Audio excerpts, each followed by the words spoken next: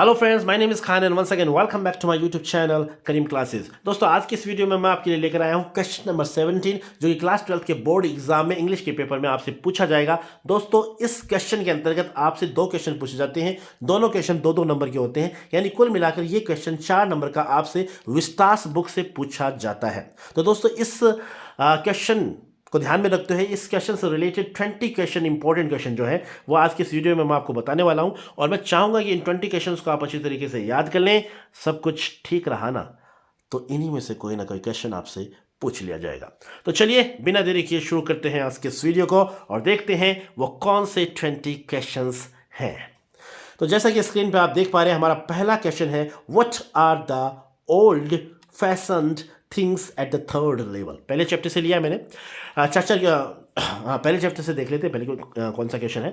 What are the old fashion things at the third level.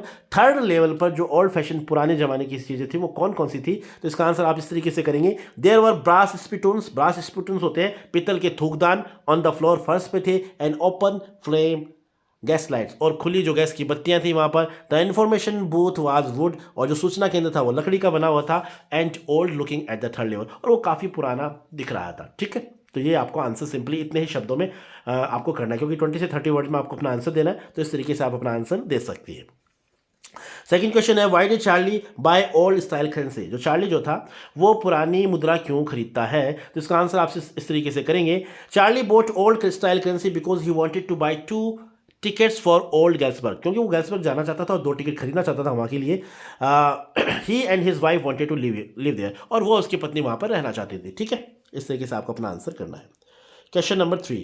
Question number 3 हमारा कहता है, how many dollars did Charlie's friend Sam, ये dam नहीं है Sam है, विदड्रॉ फ्रॉम हिज अकाउंट। कितने अपने अकाउंट से पैसे वो निकालता है उसका दोस्त, चार्ली का दोस्त जिसका नाम सेम है। तो आंसर ये आप इस तरीके से करेंगे, Charlie's friend Sam withdraw $1200 from his account. $1200 अपने खाते से वो निकालता है, इन ऑर्डर टू बाय, खरीदने के लिए, $800 वर्थ ऑफ ओल्ड करेंसी, यानी $800 की पुरानी मुद्रा खरीदने के लिए वो अपने अकाउंट से $1200 निकालता है। तो इस तरीके से आपको अपना आंसर करना है।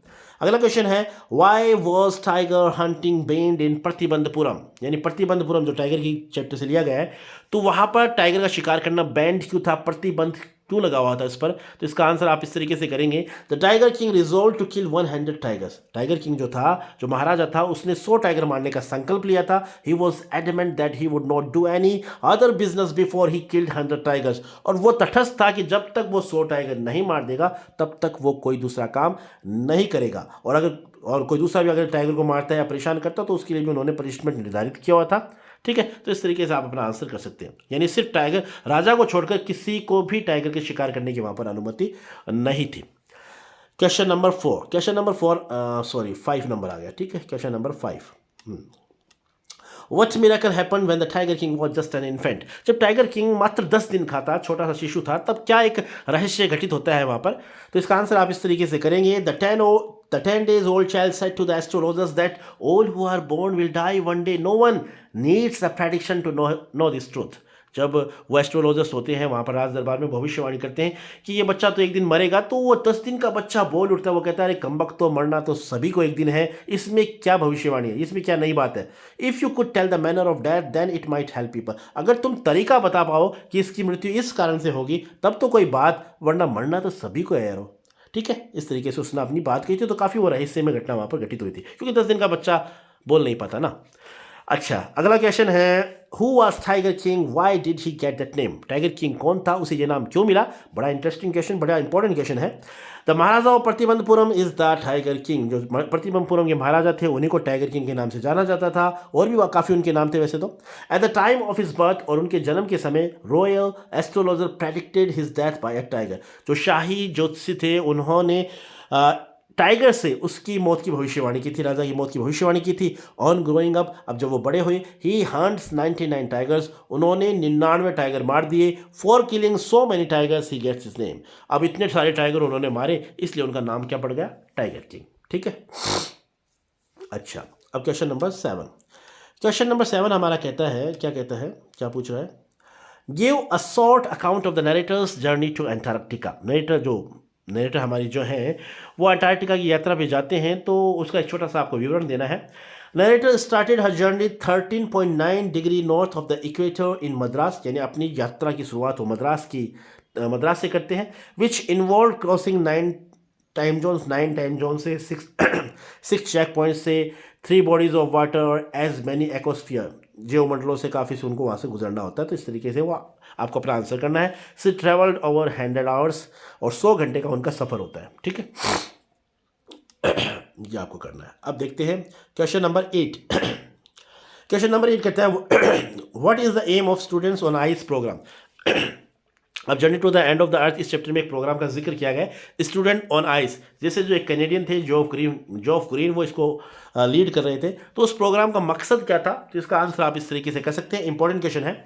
This programme is headed by Canadian Geoff Green. ये प्रोग्राम जो था जॉफ ग्रीन के द्वारा इसका नेतृत्व किया जा रहा था। The aim of this programme is to provide the students with inspiring educational opportunities with help them foster a new understanding and respect for our planet. और इसका मकसद यही था कि बच्चों के अंदर शैक्षिक जो है पृथ्वी के प्रति सम्मान समझ को विकसित किया जाए, और उन्हें शैक्षिक जो अवसर हैं वो उपलब्ध करवाए जाए। ठीक है, तो यही मकसद था। तो इस तरीके से आप अपना आंसर कर सकते हैं।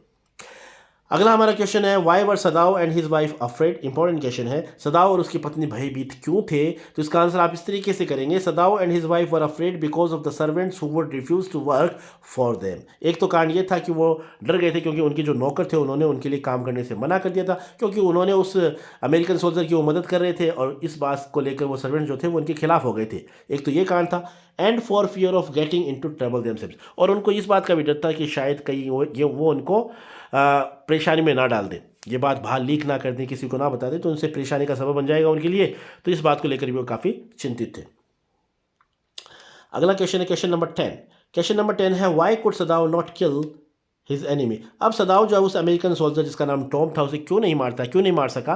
तो इसका सिंपली आंसर आप इस तरीके से करेंगे, सदाव couldn't kill his enemy because he was a kind doctor and also a compassionate human being. यानी सदाव जो था वो अपने दुश्मन को नहीं मार सका क्योंकि वो एक दयालु डॉक्टर था, काफ़ी दयावान इंसान था वो। He fulfilled the duty of a daughter to save life, और उसने अपने कर्तव्य का पालन किया। और एक डॉक्टर का कर्तव्य यही होता है कि वो अपने पेशेंट का इलाज करे, चाहे वो किसी भी जाति से, किसी भी देश से, किसी भी सीमा से बिलोंग करता हो। ठीक है, ड्यूटी डॉक्टर की यही है कि वो अपने पेशेंट का सबसे पहले उसे ट्रीटमेंट दे। ठीक है, अगला क्वेश्चन है why was Sadao not sent to abroad with troops. अब सदाव को सैनिकों के साथ क्यों नहीं भेजा गया। तो इसका सिंपली आंसर आप इस तरीके से करेंगे, ये भी इंपॉर्टेंट क्वेश्चन है। Sadao was perfecting a major discovery. Sadao एक तो बहुत एक खोज को पूरा कर रहे थे वो, ठीक है, एक तो ये काम कर रहे थे। एंड जनरल माइट जो chief general of Japanese army का था, जापानीज आर्मी का जो चीफ जनरल था, might need an operation any time, यानी उसको वो हार्ट का पेशेंट था, उसे कभी भी ऑपरेशन की जरूरत पड़ सकती थी। Therefore he was not sent with troops, इसलिए वो जनरल जो था वो नहीं चाहता है कि सदाव सैनिकों की टुकड़ी के साथ युद्ध में जाए, इसलिए उसने उसे अपने पास रखा हुआ था। ठीक है, तो दो कारण थे, एक तो एक बड़ी खोज कर रहा था, बड़ी खोज को पूर्ण कर रहा था कि किस तरीके से घाव जो इंजरी होती हैं उनको जल्दी से ठीक किया जा सकता है, और दूसरा यही था कि वो जनरल जो था वो हार्ट का पेशेंट था और वो चाहता कि सदाव उसके पास में रहे ताकि जब भी उसे ट्रीटमेंट की जरूरत पड़े तो उससे वो सदाव जो है उसका ट्रीटमेंट कर सके। ठीक है, क्वेश्चन नंबर 12। क्वेश्चन नंबर 12 कहता है why was Sadao sent to America. Sadao को अमेरिका क्यों भेजा गया। तो इसका आंसर आप इस तरीके से करेंगे, Sadao's father was very much concern about his studies. Sadao के जो पापा थे वो सदाव की पढ़ाई को लेकर काफ़ी चिंतित रहते थे। He wanted to see him a famous surgeon, वो चाहते थे कि उनका बेटा एक बहुत बड़ा सर्जन बने। Therefore he was sent to America to study surgery and medicine, और यही कारण था कि उन्होंने सदाव को अमेरिका पढ़ाई यानी मेडिकल की पढ़ाई करने के लिए भेजा। ठीक है, how does mister Lamb pass his time. Mister Lamb अपना समय कैसे गुजारते थे। तो इसका सिंपली आप आंसर इस तरीके से करेंगे, mister Lamb has a garden, there he grows plant of apples, pears and flowers. Mister Lamb का एक गार्डन था, उस गार्डन के अंदर वो सेब वगैरह, नाशपाती, पियर्स, फ्लावर्स, ये सब वो उगाते थे। He enjoy sitting in sun and reading books, किताबें पढ़ते रहते थे, सूरज की रोशनी का आनंद लेते थे, सूरज की धूप में बैठकर वो आनंद लेते थे। He likes to talk to people, लोगों से बातें करना उनको पसंद था। बस इसी तरीके से वो अपनी ज़िंदगी गुजर बसर कर रहे थे। Question number 14, why does Derry say people are afraid of me. Derry ये बात क्यों कहता है कि लोग मुझसे डरते हैं। तो इसका आंसर आप इस तरीके से करेंगे, one side of dairies face is burst. वो कहता है कि मेरा एक चेहरे का एक हिस्सा जला हुआ है, so he thinks people avoid him, और वो सोचता था कि लोग उसे इग्नोर करते हैं, उससे बचना चाहते हैं, उससे दूर रहते हैं। He thinks that nobody likes his company और लव्स हिम। वो ये सोचता है कि कोई भी उसकी कंपनी में उसके पास नहीं रहना चाहता, कोई भी उसे पसंद नहीं करता, कोई भी उसे प्यार नहीं करता। So he says that people are afraid of me. यही कारण है कि वो कहता है कि लोग जो है उससे भयभीत हैं, उससे डरते हैं। ठीक है, question number 15, just a minute. Who was mister lamb, how does dairy get into his garden. Lamb कौन था और डैरी जो है उसके गार्डन में कैसे प्रवेश करता है। तो आंसर इस तरीके से करेंगे। Mister Lamb was an old man, एक बूढ़ा आदमी था। He lived alone in a big house, एक बड़े से घर में अकेला रहता था। ही हैड अ गार्डन, उसके गार्डन था। Derry gets into his garden by climbing up the boundary wall. अब डैरी जो है उसके गार्डन में बाउंड्री वॉल जो दीवार है, दीवार को फांद कर उसके गार्डन में प्रवेश करता है। हालांकि गेट खुला हुआ था, लेकिन इस बात का डैरी को पता नहीं था, इसलिए वो दीवार फांद कर उसके गार्डन में प्रवेश करता है। ठीक है, question number 16, what is that draws Derry towards Mr Lamb. क्या था जिसके कारण डैरी जो है मिस्टर लैम्ब की तरफ आकर्षित होता है। तो इसका आंसर आप इस तरीके से करेंगे। Derry is drawn to mister Lamb because mister Lamb words of encouragement and acceptance help Derry to realise his physical strength and the importance of emotional wellbeing. यानी डैरी को जब Derry is drawn to mister Lamb, Derry जो है mister lamb की तरफ आकर्षित इसलिए होता है क्योंकि मिस्टर लैम्ब जो है उसे काफ़ी प्रोत्साहित करते हैं। उसे जो उसकी शारीरिक विकलांगता है उसकी हकीकत को वो कहते हैं कि इसे तुम्हें स्वीकार करना पड़ेगा, भावनात्मक रूप से तुम्हें मजबूत होना पड़ेगा। उसकी भावनात्मक जो मजबूती है उसकी महत्व को वो बताते हैं। ठीक है, क्वेश्चन नंबर 17। क्वेश्चन नंबर 17 हमारा ये रहा, व्हाट मेड बामा सैड एंड एंग्री। क्या बात है जो बामा को गुस्सा दिलाती है और क्रोधित कर देती है, दुखी कर देती है। तो इसका आंसर आप इस तरीके से करेंगे। Bama's elder brother Annan told her that they were not allowed to touch the things which the upper caste people used. Anna जो बामा का जो बड़ा भाई था, एल्डर ब्रदर जिसका नाम अन्नन था, वो उसे बताता है कि हम क्या है, हम लोअर कास्ट पीपल हैं, निम्न जाति के लोग हैं और हमें इस बात की अनुमति नहीं है, यानी जो उच्च जाति के लोग होते हैं वो हमारे हाथ का छुआ हुआ खाना तक पसंद नहीं करते। This made her sad and angry. और ये बात जब वो सुनती है बामा तो उसे काफ़ी दुख पहुंचता है। ठीक है, question number 18, what was the meaning of third bell. Third bell का क्या मतलब था। तो सिंपली आप इसका आंसर इस तरीके से कर सकते हैं। The meaning of third bell was to pick up knife and fork and begin to eat. यानी जैसे ही तीसरी घंटी बजती थी, इसका मतलब था अपनी चाकी छुरी उठाओ और खाना शुरू कर दो। ठीक है, फर्स्ट बेल का मतलब था कि अपनी चेयर को टेबल के नीचे से बाहर खींचना होता था। ठीक है, सेकंड बेल का मतलब था कि आप अपनी चेयर पर बैठ जाओ और थर्ड बेल का मतलब था खाना शुरू कर दो। ठीक है, तो पूछा जा सकता है बेल के बारे में, तो याद रखना, समझ लेना इस क्वेश्चन को। ठीक है, क्वेश्चन नंबर 19। क्वेश्चन नंबर 19 हमारा ये रहा, why did Zitkala Sa want to resist the cutting of her hair. यानी जितकलासा जो है वो अपने बालों की कटने का विरोध क्यों करना चाहती थी। तो इसका आंसर इस तरीके से आपको करना है। Zitkala Sa had long and beautiful hair according to her culture. यानी उनके समाज के हिसाब से उसकी जो बाल थे वो काफ़ी लंबे खूबसूरत थे। Those who had long hair were considered brave. और ऐसा माना जाता था कि जिनके लंबे बाल होते हैं वो बहादुर होते हैं। When they came to cut them. अब जब वो लोग आते हैं, यानी वो महिलाएं वगैरह जब उसे घसीट के नीचे ले जाती हैं, उसके बालों को काटा जाता है। सी रेसिस्टेड एट दैट टाइम। तो इसलिए वो उस वक्त इस बात का विरोध करती है।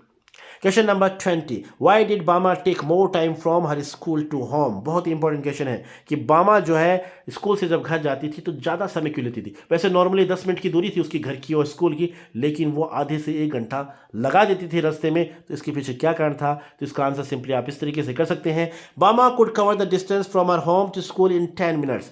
यानी बामा जो है अपने स्कूल से 10 मिनट में अपने घर पहुंच सकती थी, but she took half an hour. लेकिन वो आधा घंटा ले लेती थी या आधा घंटा से भी ज़्यादा ले लेती थी वो। ठीक है, सी एंजॉयड हर वेवर्ड फैंसीज। अब कारण क्या था, वो रास्ते में जो आकर्षक चीज़ें होती थी उनका आनंद लेती थी, घूमती फिरती आती थी, मज़े लेते आती थी। And made her self happy. और अपने आप को खुश करती थी, यानी रास्ते के जो नज़ारे हैं उनका वो आनंद लेते हुए आती थी। ठीक है, तो इस तरीके से 20 क्वेश्चन है जो कि इंपॉर्टेंट है एग्जाम के एतबार से। मैं चाहूँगा कि आप इन 20 क्वेश्चन को अच्छी तरीके से याद कर लें।